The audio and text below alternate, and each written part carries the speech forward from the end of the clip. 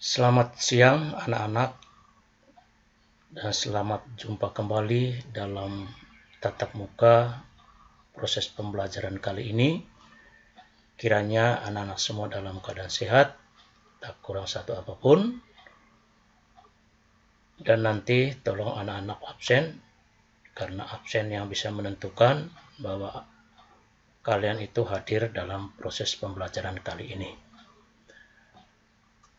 Materi kita pada kesempatan ini adalah ragam permasalahan sosial dan dampaknya bagi masyarakat kita. Coba kita perhatikan lingkungan sekitar kita. Peristiwa atau fenomena apa yang menurut Anda termasuk dalam permasalahan sosial? Permasalahan sosial dalam masyarakat memang banyak ragamnya, sehingga menimbulkan dampak dalam tatanan kehidupan masyarakat. Untuk mengetahui tentang ragam permasalahan sosial serta dampaknya terhadap kehidupan masyarakat, mari kita perhatikan dampak-dampak sebagai berikut. Yang pertama, masalah kemiskinan. Kemiskinan merupakan permasalahan sosial yang sangat kompleks. Kemiskinan berdasarkan sumber penyebabnya terbagi menjadi dua macam. Kemiskinan kultural dan kemiskinan struktural. Kemiskinan kultural disebabkan oleh adanya faktor adat atau budaya tertentu yang membelenggu seseorang.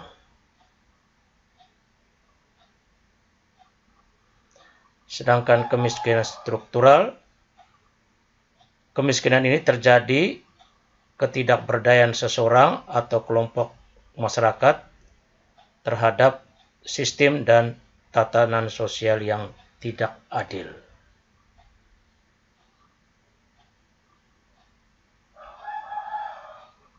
Catatan mengatakan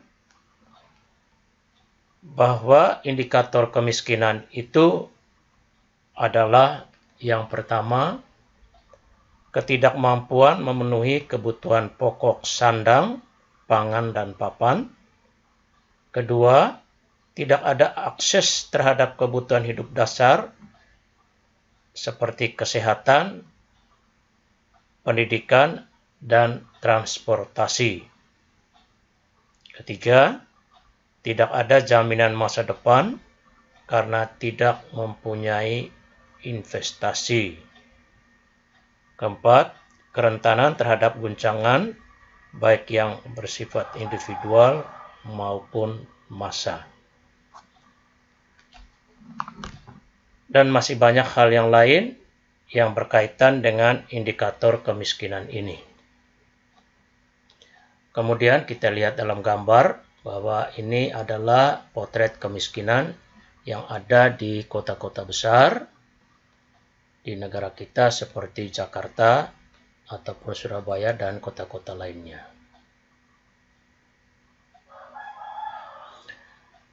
Yang kedua, kejahatan ataupun kriminalitas.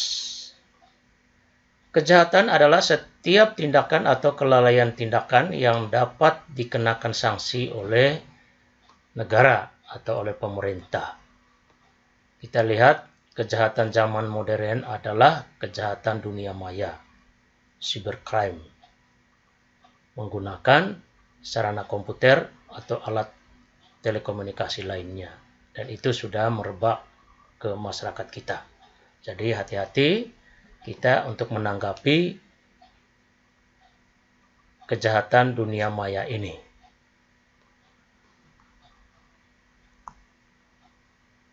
Jadi tipe-tipe bagi pelaku kejahatan. Jadi kita bisa lihat penjahat yang melakukan kejahatan dengan didorong oleh faktor psikologis, yaitu orang sakit jiwa dan berjiwa abnormal tetapi tidak sakit jiwa. Kemudian, penjahat yang melakukan tindak pidana karena memiliki cacat jasmani, rohani, kemunduran jiwa raga. Tipe ini kita lihat ada orang-orang yang memiliki gangguan jasmani, rohani sejak lahir, dan juga gangguan yang terjadi pada usia muda atau usia lanjut. Ketiga, penjahat karena faktor sosial, misalnya kebiasaan, adanya kesempatan, faktor kebetulan, mungkin pertama kali dia melakukan kejahatan, atau faktor penjahat berkelompok. Jadi ini gambar kriminalitas yang ada di sekitar kita. Kemudian ragam berikutnya adalah korupsi. Korupsi merupakan perilaku menggunakan wewenang dan jabatan untuk memperoleh keuntungan pribadi sehingga merugikan kepentingan umum dan negara. Dalam prakteknya, korupsi lebih dikenal sebagai kegiatan menerima uang yang berhubungan dengan jabatan untuk kepentingan pribadi. Jadi korupsi lebih ditekankan pada perbuatan dan merugikan kepentingan publik atau masyarakat luas untuk keuntungan pribadi atau golongan. Dapat dikatakan, korupsi juga dapat mendorong terjadinya eksklusi sosial dalam masyarakat. Tapi akibat korupsi ini terdapat kelompok masyarakat yang terhambat dalam mendapatkan hak mereka. Ya, seperti dalam gambar ini gambar tikus. Jadi banyaknya tikus-tikus yang mengambil hak negara ataupun hak individu atau hak kelompok. Korupsi sebagai koruptor. Kemudian kesenjangan sosial sebagai situasi atau keadaan sosial yang tidak seimbang yang terjadi pada masyarakat. Ini disebabkan oleh kesalahan fungsi dan kedudukan anggota masyarakat, baik di lingkungan keluarga, masyarakat, maupun negara. Kalau kita lihat masalah sosial keterkaitan kesenjangan sosial Indonesia, ya, adalah kesenjangan pendapatan antara masyarakat pedesaan dan masyarakat perkotaan. Pendapatan sangat mempengaruhi tingkat kesejahteraan masyarakat dan dapat memicu kecemburuan sosial. Ya, seperti lihat dalam gambar, di mana di sebelah sana ada gedung-gedung bertingkat mewah, tetapi sebelah sini, di depan sini, ada rumah-rumah kumuh, rumah-rumah masyarakat yang belum mendapatkan kesempatan untuk mendapatkan rezeki yang sepadan dengan kehidupan layaknya kehidupan manusia. Kemudian konflik sosial. Konflik sosial sebagai perseteruan antara individu maupun antar kelompok. Ini sering terjadi di masyarakat kita. Di layar kaca pun sering muncul. Berdasarkan sifatnya, konflik dapat bersifat positif dan juga dapat bersifat negatif. Bersifat positif apabila berdampak memperkuat kelompok. Sebaliknya, yang bersifat negatif dapat bergerak melawan struktur. Konflik yang bersifat negatif inilah yang dapat menjadi permasalahan sosial dalam masyarakat. Sebagai contoh, peperangan yang mengancam keamanan masyarakat. Ya, di dalam sini adanya konflik antar masyarakat dengan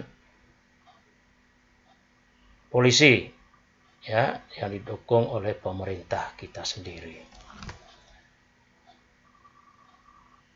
Selanjutnya, disorganisasi keluarga. Perpecahan keluarga sebagai suatu unit karena anggota-anggotanya gagal memenuhi kewajiban sesuai peran sosialnya. Seorang ayah gagal sebagai perannya mencari nafkah. Seorang ibu gagal dalam mengurus rumah tangga, atau anak pun gagal perannya sebagai seorang anak, belajar tetapi tidak belajar, jalan terus keluar sana ngeluyur, tidak mau belajar. Ini juga termasuk pemicu terjadinya disorganisasi sosial, sehingga terjadilah perpecahan dalam keluarga. Ya, bisa saja beberapa faktor yang lainnya, fungsi biologis sebagai dasar kelangsungan hidup masyarakat, fungsi afeksi, kurangnya hubungan cinta kasih yang menjadi dasar dalam pernikahan itu, kemudian karena fungsi sosialisasi menunjukkan peranan keluarga dalam membentuk kepribadian anak. Berikutnya, masalah lingkungan hidup. Lingkungan hidup tidak dapat dilepaskan dari sistem interaksi manusia dan lingkungannya. Permasalahan sosial terkait lingkungan hidup muncul apabila terjadi ketidaksesuaian antara aktivitas manusia dan lingkungannya. Permasalahan sosial terkait lingkungan hidup muncul apabila terjadi ketidaksesuaian antara aktivitas manusia dan lingkungan. Segala aktivitas manusia yang dapat merusak lingkungan termasuk permasalahan sosial. Contoh, pencemaran air yang dilakukan oleh perusahaan yang tidak memperhatikan AMDAL. Akibatnya, ekosistem rusak serta air, tanah, dan udara menjadi tercemar. Coba kita lihat lingkungan pemukiman sederhana ini, di mana di sini aliran sungai yang penuh dengan sampah dan kotoran lainnya, sehingga sangat berpengaruh terhadap lingkungan sekitar penduduk. Yang terakhir, permasalahan sosial akibat pelanggaran nilai dan norma masyarakat. Prostitusi. Ya, prostitusi itu juga banyak merebak dalam masyarakat kita. Delinkuensi anak, juga banyak alkoholisme, penyimpangan sosial yang lainnya. Seperti gambar ini adalah permasalahan sosial sebagai akibat alkoholisme. Ya, jadi anak-anak, janganlah kita berada dalam permasalahan sosial ini. Ya, ini akan merugikan bagi kita sendiri. Jadi demikian anak-anak ragam permasalahan sosial dan dampaknya bagi masyarakat kita. Silakan dipahami, baca LKS-nya, baca buku paketnya, supaya Anda lebih memahami materi ini.